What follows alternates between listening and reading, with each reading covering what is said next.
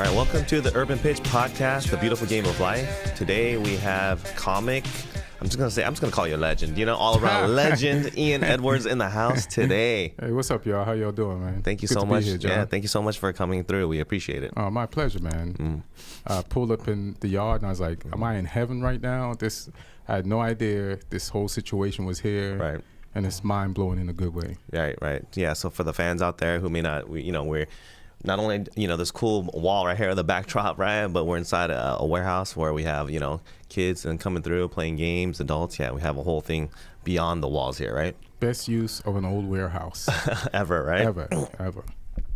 I want to start a little bit with your history because I've been a fan. I've watched different podcasts that you've been in, but I haven't really. Thanks. Yeah, so I know a little bit about your background. But I want to start with kind of some things like, how did you get into, being a comic, a professional comic? Oh, a comic? Yeah.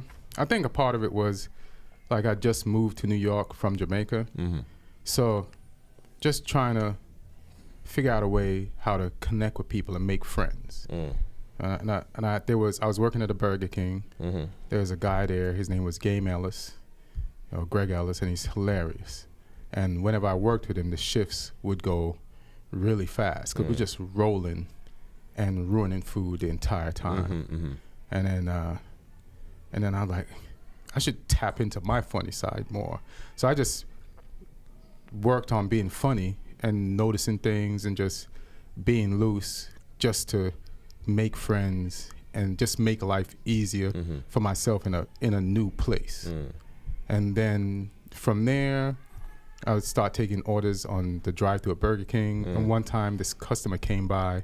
I took his order. I was just bugging out, having fun. When he pulled around to the window, he's like, "Hey, man, are you the one that took my order?"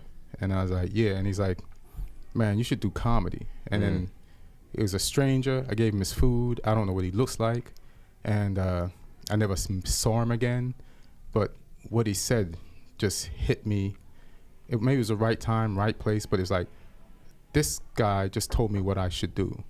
And then I started looking at comedy clubs and going to open mics just to look.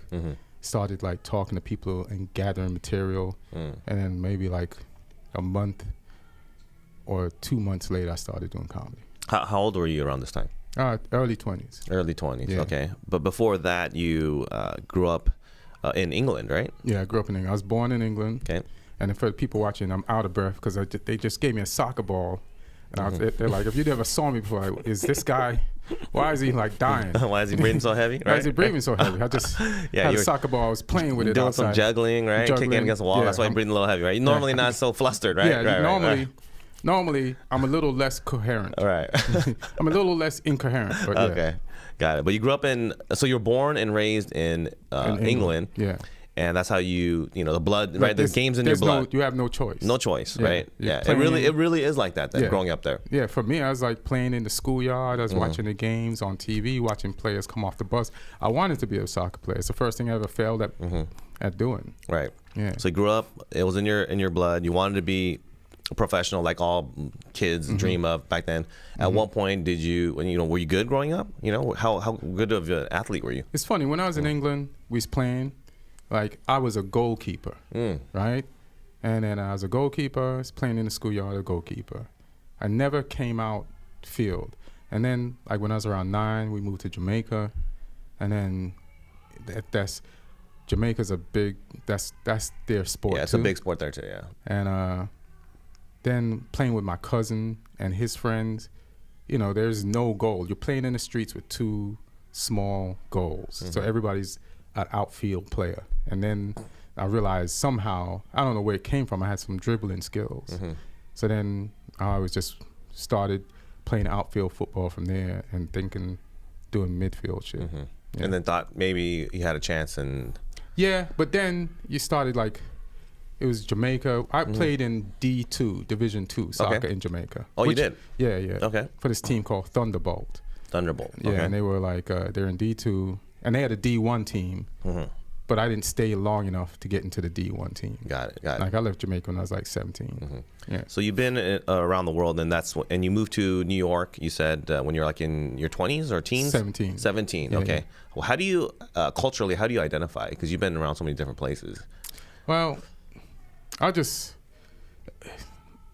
seen the one where you're like, hey, you don't want to be called African American, right? You're just black, right? Yeah, I'm just black. So yeah, you're black, but like if someone meets you, right, and they don't know your background, right? Like they would probably try to venture a guess on your accent and all that. Yeah. I just identify as exotic. Yeah. Okay. You know what I'm saying? Are you more American? Are you more Jamaican? Or are you more British? I'm everything, man. You're everything. Like, it's all kind I've of lived in each place. Yeah.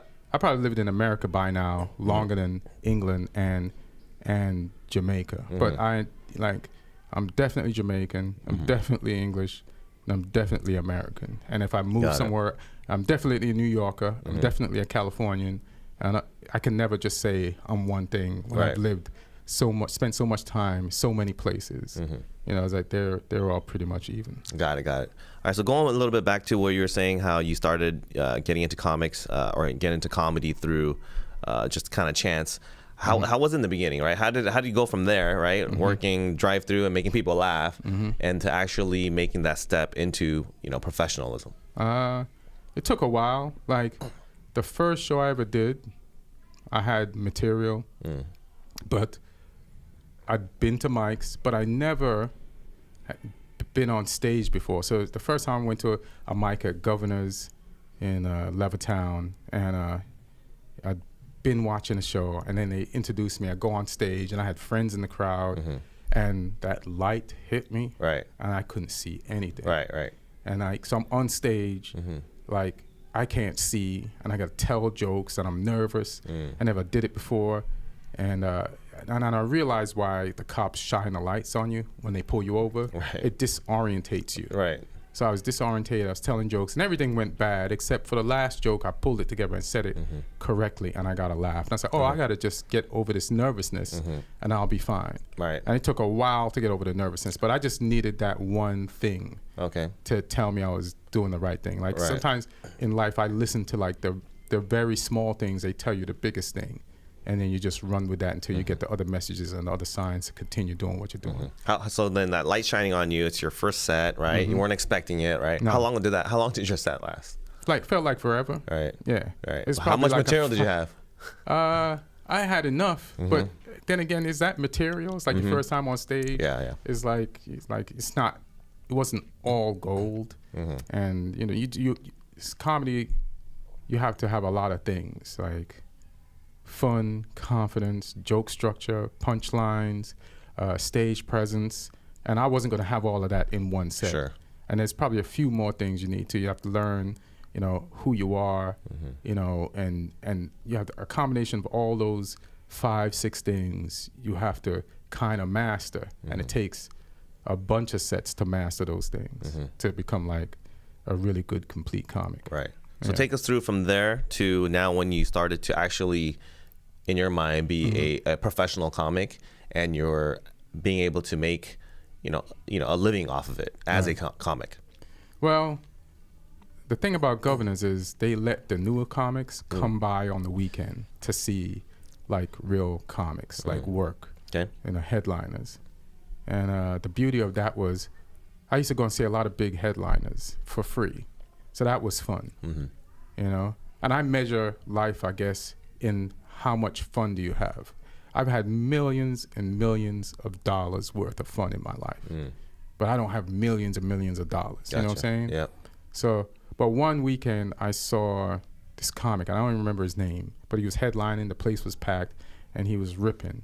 And I said, I just want to at least be that guy, like sell out on the weekends and go different places and make people laugh, and that'd be good enough for me. So stuff like that kept me going. And then as far as being a professional comic, like for me, like you just want to get your first strong, solid 5 minutes. And then when you get that, then you feel great. And then you keep doing it, and then you get tired of it, and you're like, I need to get 10 strong minutes. And then you have to go out on a limb and try to get that, meaning you're going to try things that won't work. Right. And risk doing bad again. Then you get that 10. And then you want to go through the same process to get 15. And then you keep doing that, And as you're doing that, you're a host. Then you move on to like being a feature.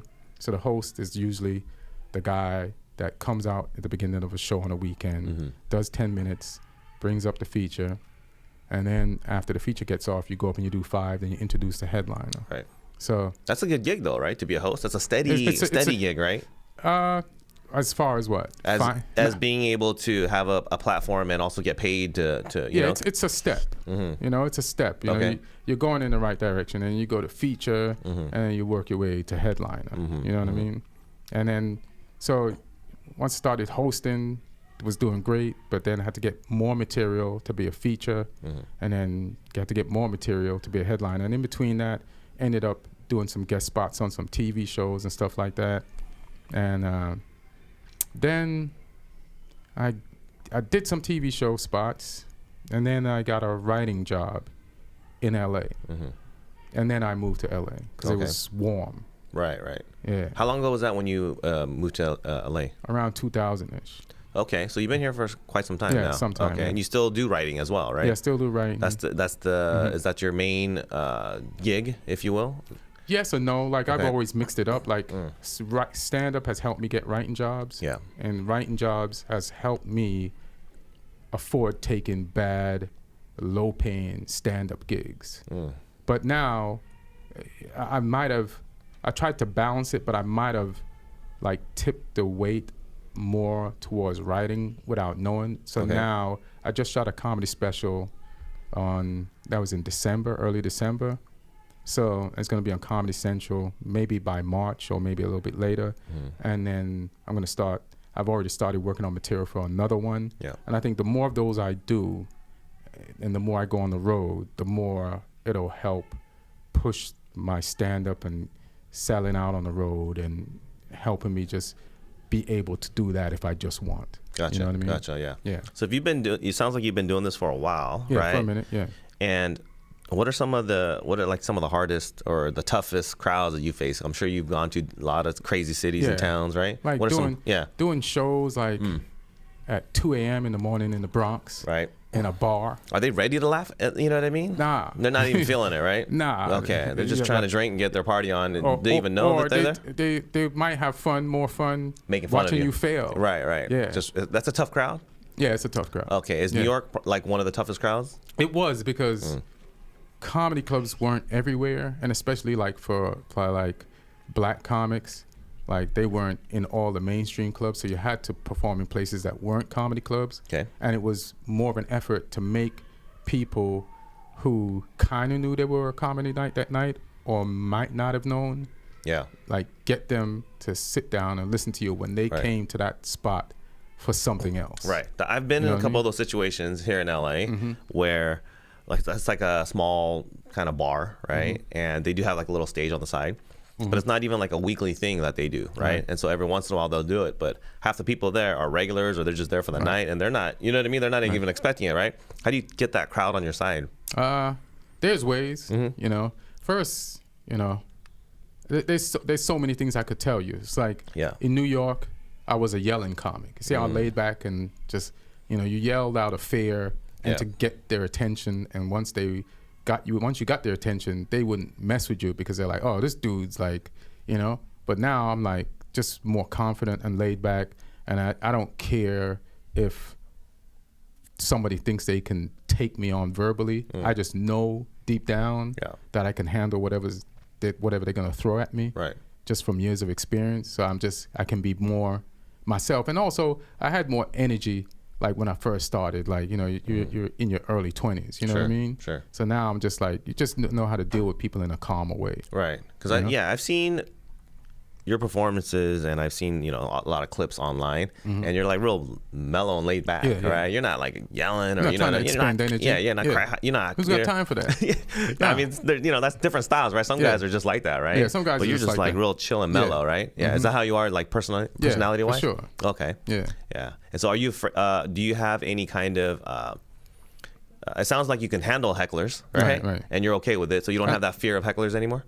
I'm sure it must have been Nah. something that was there in the beginning of your career, though. No? Yeah, definitely. Yeah. That because it was a crapshoot. It's like I compared it a lot to soccer. Like I was just talking to Patty outside. Like when I was playing soccer, I played on this team, and I'm like, how do you control what happens to you in a game?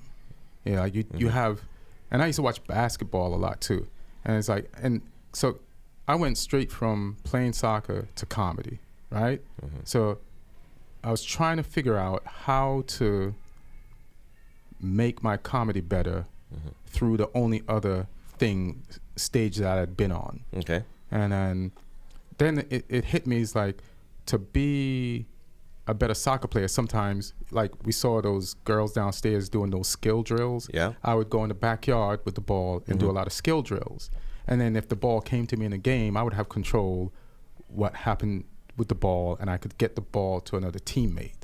And even if the teammate didn't do the right thing with the ball, you know, I would still have a good game, because it's like 20-something people on the field, and you have no control over what some other people are going to do. You have control over what you do. So for comedy, what was the question again, so I can remember?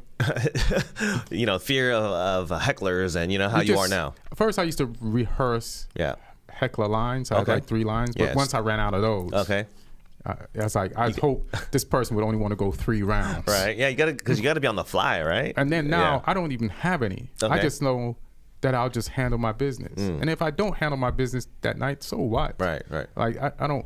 There's no fear. It's like I want to have fun. You know what I mean? Yeah. So I just go out there to have fun. And usually when I'm relaxed at anything, I'm my best at it. So my best preparation is just relaxation. Got it. And you telling me earlier, where were you living around in LA now? Los Feliz. Okay. Yeah. And just go through like kind of you know, I'm trying to get a picture of how you are, because I see you. I see your public persona, right? I'm trying to figure out how. I'm trying to figure out how Ian is at home. Like, you know what I mean? Like, what do you like? What kind of guys? What kind of friends you hang out with? You know, are you hanging out with like Joe Rogan on a weekly basis, guys like him, or just regular dudes? You know? No, I go like my what I'm trying to correct now is like all my friends are comics. They all are. They all are. Okay. Because I've been doing this so long. Yeah. So, like, I'll go on the road with Rogan, or I'll go on the road with Tosh, and that's like a weekend. A weekend for me, first of all, my weekend don't start till Monday.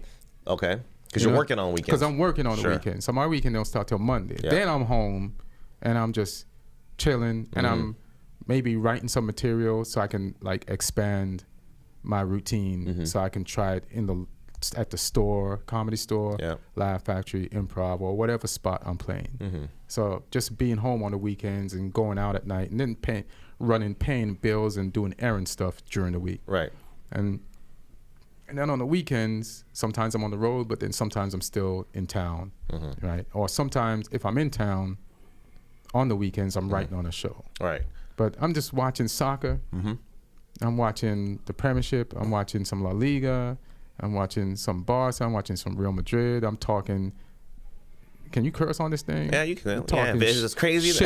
Talking shit to people, friends who are being critical of other comics or being praising them. Like via social media a lot, right? I'm and on your friends, do some Instagram, just talking on the phone with texting. We got chat groups. But the bad thing about that is I do need to, and I realized this like a while ago, that I do need to make friends with civilians, non-comics. Okay. You know what I mean? Why is that?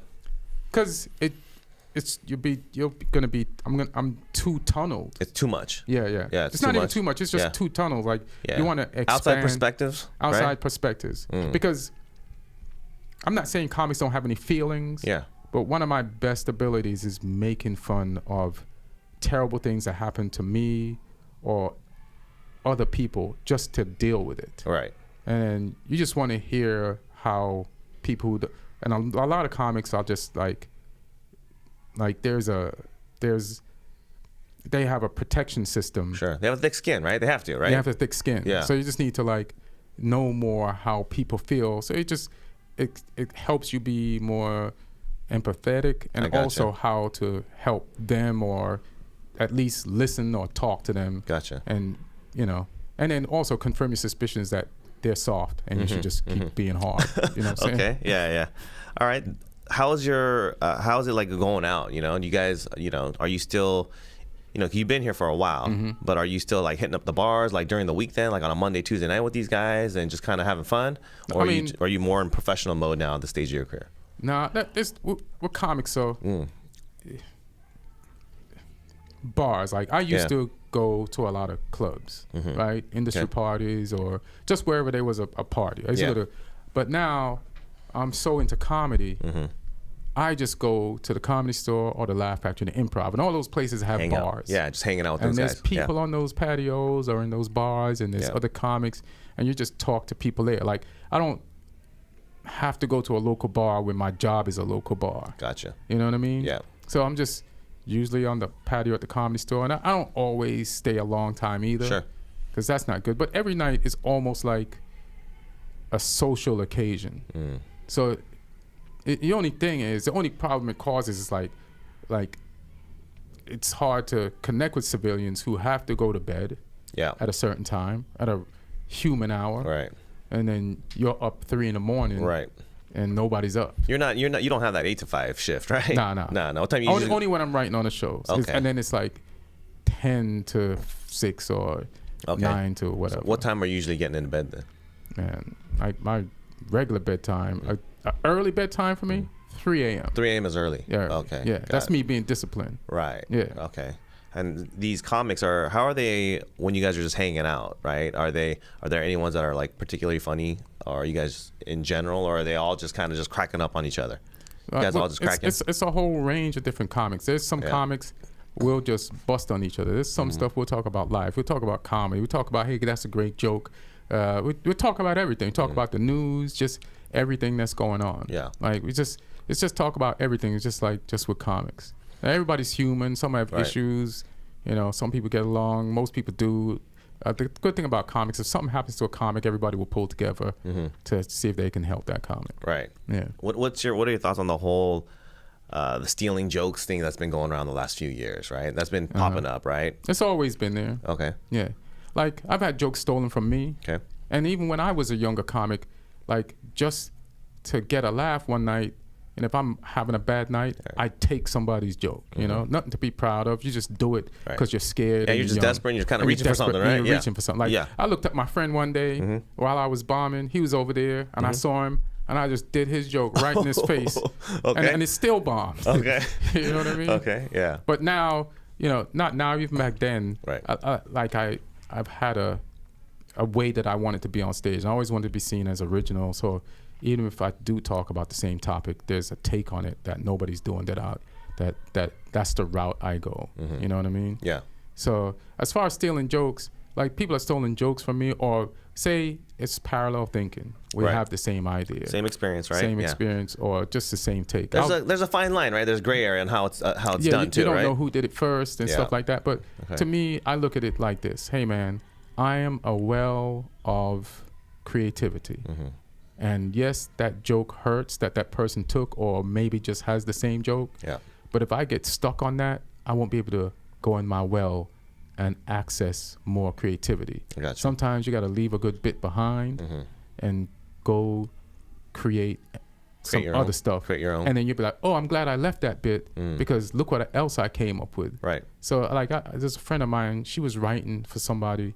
She said, man, I can't believe I gave him that good joke that I came up with. And I'm like, why are you talking as if have only a limited amount of jokes in you? Right. She's a writer anyways, right? That's what she does, right? She wasn't even a writer. She was just helping. Okay. She was newish. Got it. But like, I get it. Like sometimes you come up with a bit and or a funny thing, and you just want to hoard all the funny things that you have because you're so new.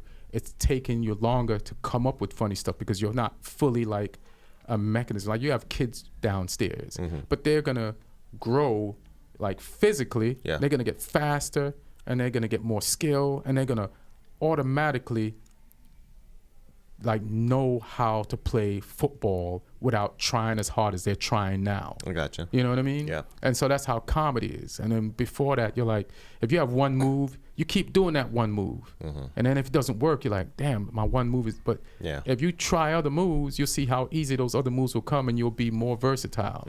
And you have to grow to learn those things. Right. Yeah. How did you get involved with, because you have your own podcast, right? Soccer Comic Rant. Yeah, right? Soccer Comic Rant. Yeah. How'd you get involved with that?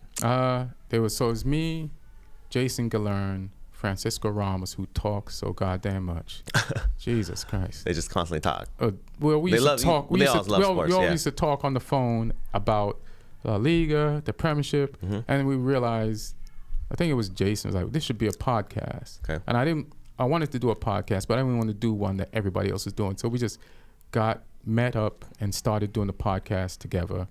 And then I got it on allthingscomedy.com. That's where Bill Burr and Al Magico, and there's a bunch of other different types of podcasts there, all comics. And then from there, then we kind of had a disagreement, and then I kept doing it. Then I got other partners and other guests that keep on going, and we're all friends now with those guys. But we just had a moment. Right. But I just kept on doing it. Okay, yeah, because it's been over 5 years now. Yeah. Right. Okay, and you have a permanent co-host on the show right now? No. Okay. Yeah. So it's yourself, but then you'll bring on guests. I'll bring on guests. Okay. Like if it's whatever's easier, you know, like if I can get a guest, I'll get a guest. If not, like I saw most of the games and looked at all the highlights and listened to interviews and stuff like that, and I'll just cover the Premiership and just give like my take on what people said, what I saw, what happened, and try to have some fun with it. Sometimes soccer's just too serious. I'm like, what are we in church? What are you guys talking about? Right. And how are you guys addressing this in suits? Yeah. And so formal?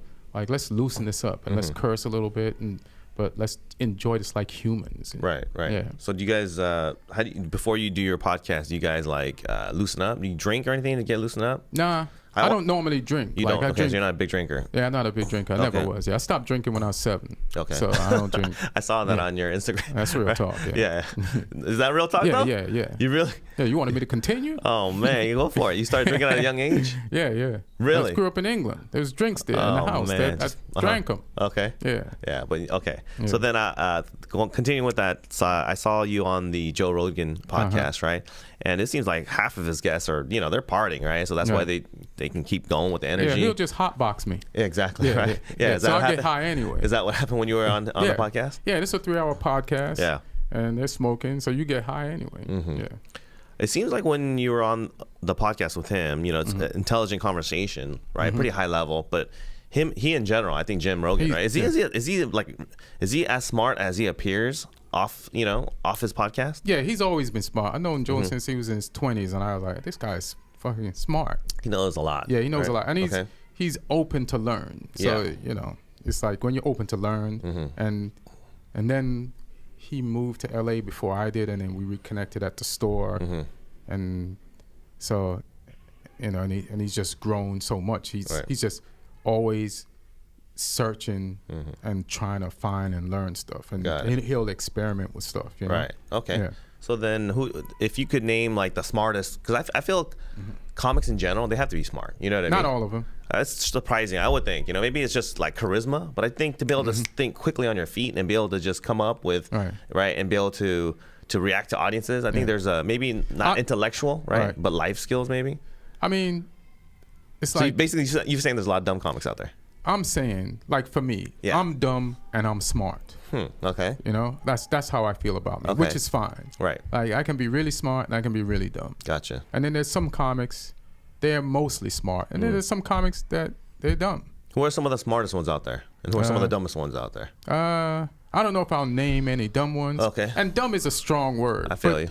But so dumb is a strong word. Okay. But like smart comics are like Bill Burr, Rogan, and Patrice was a smart comic. He's just a smart guy. He's a smart dude. Yeah. Okay. He's just like, as a friend, you could talk to Patrice O'Neal and be like, hey, this happened in my real life. And before you finish it, he'll say, stop.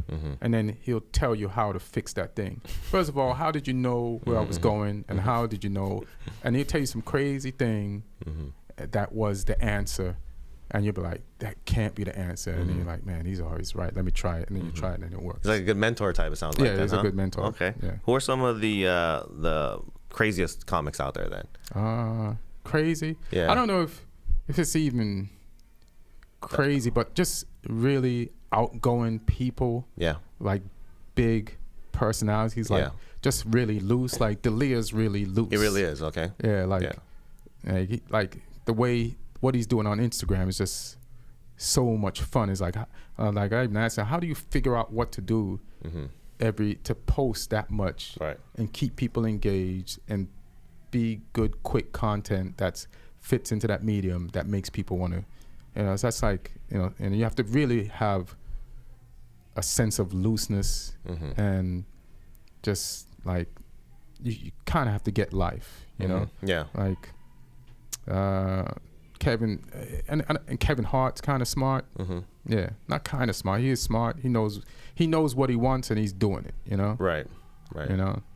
And you said who's smart? Or yeah. We got the smart ones. Who are the some of the wild ones out there? The wild personalities. Chris D'Elia, right? D'Elia, Bobby Lee's kind of wild. Okay, yeah. But in a good way. Right. Like, I've seen most of those guys live. Yeah. Yeah. So I'm a huge comic fan. So. Yeah, and I'd put, what's his name? You just mentioned his name outside. Theo Vaughn. Oh, okay. Yeah, he's just fun and he's just a fun dude. Brian Callen is just a fun dude. Just do crazy stuff. You know what I'm saying? Yeah. Who else?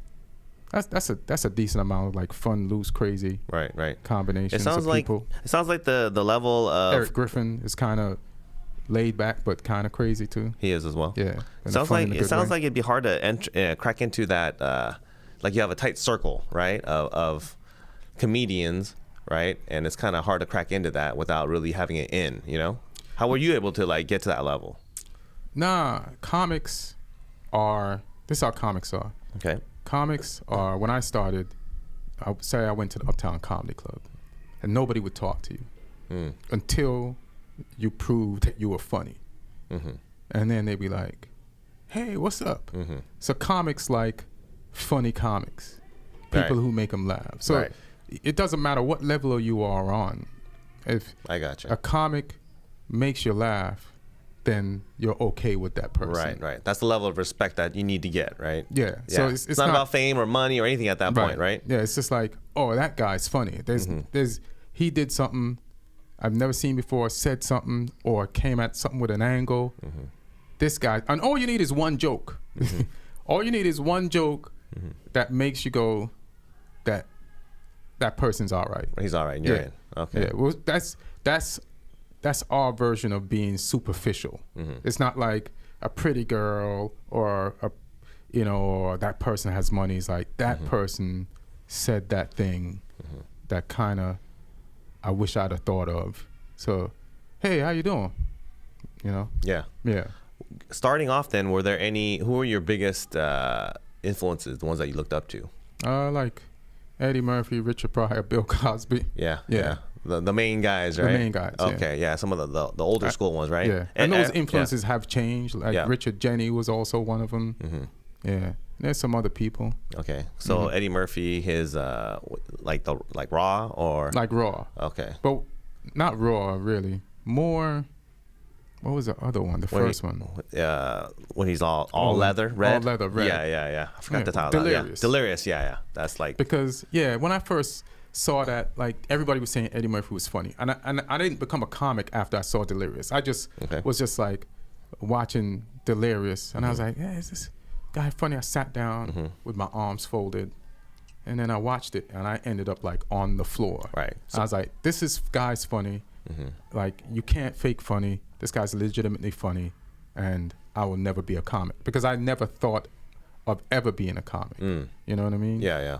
And then so it's just always surprised me that I made that announcement in my brain so long ago, and then I ended up being a comic. Right.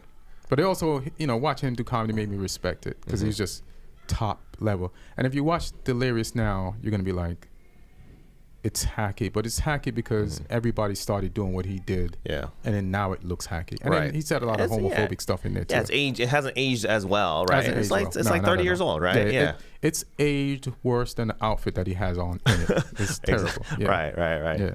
Actually, I feel Charlie Murphy is a great storyteller. Yeah, you know, yeah. I see some of the things that he's been on with the videos.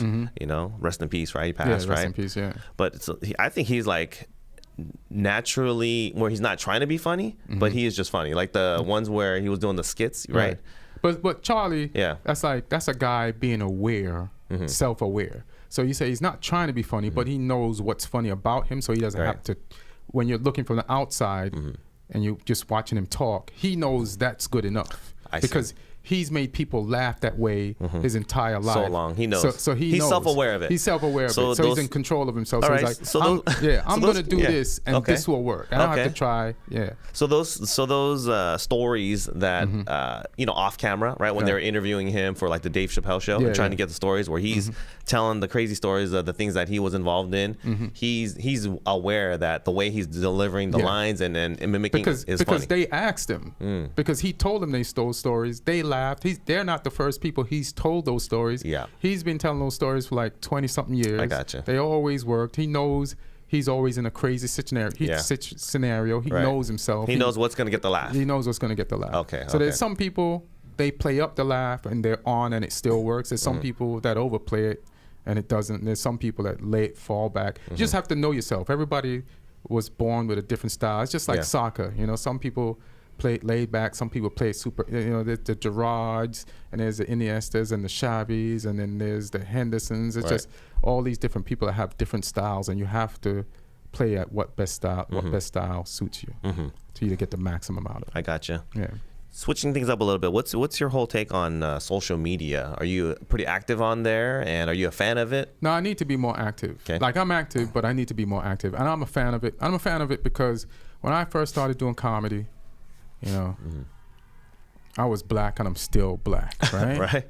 But you could only get like one person of color making it at a time, right? So you really do believe that? Because I've seen... Yeah, because I lived it. Okay. I lived it. Okay. So it's like there's only a few. And then Def Comedy Jam came along, and that opened up the way for more comics. But it was the only show that was really putting on black comics. Gotcha. Like most of the shows on TV had white comics and maybe a sprinkling of black comics or other ethnic comics. The beauty of social media is that you can make yourself into something without waiting for the industry to choose you, and the power is within your hands. So anybody that gets up every day and shoots something and puts it out, even if you don't like it, they're working hard. Instead of doing something evil, they're working hard to make something of themselves. And if they get the attention that they worked for and they can monetize it and make a living, fine. More power to them, right? More power to them. What are there some specific personalities or accounts that you follow? Yeah. Like on a day-to-day basis, right? What are some of the top either, like channels? Rito Brown, Batch, I Am Daphne Springs, Cynthia. What's Cynthia's last name? I can't remember. Cynthia Lucette or something like that. There's a bunch of people. I just followed a new guy yesterday because somebody reposted something like... There's some. I follow a lot of comics and I follow a lot of MMA guys. And, you do? Okay. Yeah. Is that a Joe Rogan influence? Yeah, Joe Rogan influence for sure. And Style Bender, you know. Okay. Yeah, he's just the real deal. It's just a real deal. I gotcha. What about people like I recently came across like Michael Rappaport, his social media and Instagram, and he's pretty good. You follow? I've seen his stuff. Yeah. I like Michael Rappaport, but like I feel like if you're Michael Rappaport, and I might run into it, you have to keep doing that to get people to pay attention. So are you always as angry as you say you are? Right. Like, you know what I'm saying? Yeah. You know, if you give an angry rant, people are gonna watch it. Like I like my funny. If I'm angry that week about something that is funny, I'll be angry about it. But if I'm lighthearted about it, it's like my funny, or I like when funny is not just one note. I see. You don't want to be boxed in on a certain way, right? Or manufacturing and like, because I used to do fake angry comedy anyway. Okay. Just out of fear. Same material kind of writing that I do now, you know. So I like the stuff that I've seen, but it's like are you really, you're telling me you're this angry, but are you really this angry? Or people who are watching you like your anger. So you have to always be kind of angry. And are you always angry? Right. Yeah. That's like a New York kind of shtick. And that's a New York right? thing. Yeah. Well, that's how we were raised. Man, speaking of the like New York comics and anger, who's the one that went off on the heckler? He's been on a lot of Vlad TV. Godfrey. Yeah. Oh, he had an incident with a heckler? Yeah. When? You seen that one? It was That's a homie too. Yeah, I it's didn't know. years back, but he was cracking a joke, and then someone, he's at a New York bar, and then he's like, he went off, like, yeah, like I'm talking like threatening, like you got a problem, wait till after the show, let's go upstairs and we'll handle it, right? So have you met Godfrey then? Yeah, I know Godfrey. Okay, he's big. Yeah, he's a big dude, right? Yeah, he's a sizable dude. Okay. He knows a little kung fu. Yeah, is he as scary in real life? He can hold his own. He can hold his own. Okay, so if he tells you that, yeah. It's not. Yeah, he was straight up saying, "This is no joke." Like, hey, wait for me after the show. Right. We'll go upstairs and we'll handle it. Talk to me. Yeah. That's hilarious. That is not a bit, right? Nah, he is real. He's probably that angry at that moment. I believe that. Yeah, you got to catch that. Yeah. Any good up and coming comedians that are on your radar that you support? Like Jesus Trejo. Okay. And who else? Let me think, because I'm at the store and there's a lot of. He's been on the roast battle. Okay. And why am I blanking on his name? Yeah, go ahead. Look it up. You might have to do some editing here, because my memory sucks when you put it on. When you put it on, you ask questions. Yeah. God damn. He's Jamar. Okay. What's Jamar's last name? Why can't I remember Jamar? Let me just type Jamar in, as a matter of fact. He must perform at the Comedy Store a lot? Yeah, he does, yeah. Okay. Is that your like go-to spot, by the way? Like your number one? go-to spot. Jamar Neighbors. Okay. Jamar Neighbors. Giving him a shout out. Okay. You have any advice to some of these newer ones that are up and coming? Like if you could give yourself advice, to a young Ian, right? 20 mid-20s, right? What would be some not only professional advice but some life advice that you would give? Oh, just life? Yeah. Let's start with life advice. Life advice? Yeah. Listen to your gut. Like it seems like you might have heard that before. Yeah. And they don't quantify enough how much your intuition is always right and telling you what to do. And it's easy to listen. It's like I can see something. It's hard to listen to something you can't see and be like, should I just go with this feeling? But the feeling that got you into comedy is also probably telling you to do other things that are the correct things to do. So just always take a moment to listen to your gut. I see. And as much as you don't want to follow it. And also, sometimes when you don't listen to your gut, it's good, because then if things go the way you didn't want it to go, then you know for sure that next time you should listen to your gut. I gotcha. Yeah. What about certain things that you did early on in your career that you could have avoided if you knew then? I could have sped now? up, like getting funnier faster if I, before each show, wrote before each show. Okay. And then after each show, either listened to my set or went over it in my head. Like went over the parts where, like sometimes when I'm on stage, like somebody introduced me. So then based on how the person introduced me, it might trigger an emotion. Okay, so you're riffing off of it, right? And going off on that? Well, that emotion might affect how the way I tell a joke. Okay, even you're saying like, is it mostly positive? It's affecting you, or sometimes it's negatively affecting you? It's sometimes both. Okay, so then it kind of brings you down.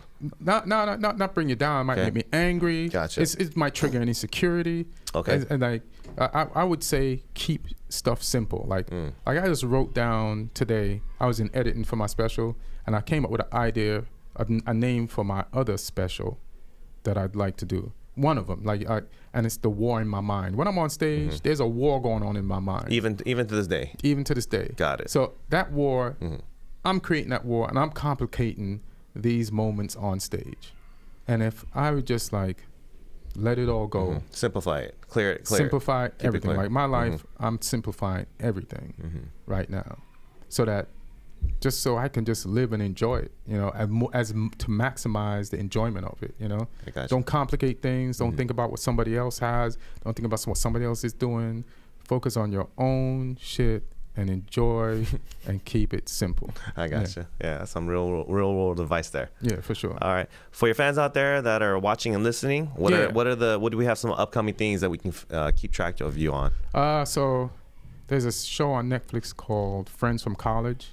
So I'm a co-producer on that, and I also act on that. So that just came out a few weeks ago. Okay. Second season. Oh, nice. But it's a really funny show. Okay. So you're getting like paid double for that? Yeah. Okay. I wasn't going to do it for one money. No, Okay. Okay. I'll take two monies for one job. Okay. So I'll definitely take two monies for two jobs. Okay. Yeah. So I'm on that, and then the new season of Crashing on HBO just started, and I'm a co-producer on that. Mm-hmm. Yeah, so check that out. That's the season 3. And look out for my Comedy Central specials coming on later this year. I also did a stand-up spot on this show on Comedy Central called The New Negroes. Mm-hmm. That's going to be out soon. So look for that when that comes out. That's on Netflix? That's going to be on Comedy Central Comedy too. Central, okay. And then there's a... Man, you got a lot of things in the fire here. Yeah. I got some sticks in the fire. Yeah, okay. I also wrote Undercover Brother 2, and that's going to be on Netflix, I think, this year. Okay. Because they shot it last year. So it's either this year or next year. So, Undercover Brother with who's the main star in that one? Who's acting? Well, when I wrote it, okay, Eddie Griffin wasn't going to be in it. Was not, okay. Right? So he was in the first one, obviously, right? He was in the first one. Yeah. So I wrote it in a way they directed me, where you could always, it's almost like James Bond. You could always update and change and have a young undercover brother. Gotcha. Right? It wasn't suited or tailored exactly for Eddie Griffin, right? It wasn't. Okay. So then, after I did my drafts, they got another writer and they told him to put Eddie Griffin in it. I feel you. So then, they put him in it, and then he pulled out. Okay. So then they had to shoot it, that second draft, without him in it, and I don't know how they finagled it. Okay. Yeah. Gotcha. So So do you know who's in it now or no? Who did they pick? But you still got writing credits for that, even though they changed it and had a new guy come in. Yeah. And what they call that when a second guy comes in and does an rewrite? edit. Just like a rewrite. Okay. But I don't know what his official title is. I don't even know what mine is. Definitely get a writing credit, but who? They told me who it was, and I can't remember. Is it like someone that's somebody that's done stuff before? Gotcha. Yeah, I should know this. Okay, yeah. Not like Martin Lawrence or anything like that. Right? No. Okay, I can't imagine who else could pull off that role. That'd be tough to come in on, right? Because he's so iconic. He's so iconic in the first one, right? But if you just have to pick the right person, the right guy to do it. Like the first James Bond was amazing. That's why they picked the. Yeah, there's been like 10 different guys in there, right, in that role since, right? You know, all right. There's been different Supermans. Yeah. There's been that's true. Different, you know, Spider-Man like that, right? Yeah, Spider-Man. They remade the same Spider-Man with a different dude. Right away. I was pissed. Yeah. I was like, am I watching another origin story? Right. Did I just pay money for the same thing that I just paid for? All right. What about live then? Where are some? We have a lot of local fans here as well, where we can catch you live. I'm always at the Comedy Store. I'm at the Comedy Store Wednesday. Okay, Wednesday nights? Yeah, this Wednesday night. Okay, this Wednesday night. But I'm always, like, if you go to the website or follow me on Instagram at Ian Edwards Comic, I'll just post the dates and the places and shows that I'm at. Like, I'm at a show at Flappers at some point this week. I'm at a show at the Improv. I'm at the shows at the Laugh Factory. And I'm at shows at the Comedy Store. And then there's these, like cool spots that they have shows all around town. I'm on some of those shows. I'll just always in my Instagram story promote those shows. Yeah, those local shows. Yeah. All right. So all the fans out there that are listening and watching, go ahead and support Ian Edwards. Yeah. He's got a lot of projects upcoming as well, but if you ever want to catch him live right in the LA area, he's always around. Thank you so much for coming pleasure, out. John. Appreciate it. And good job on just this whole situation, man. This is amazing. Thank you so much. Thank you so much. Yeah. All right. Thank you guys for watching and listening to the Urban Pitch podcast, The Beautiful Game of Life.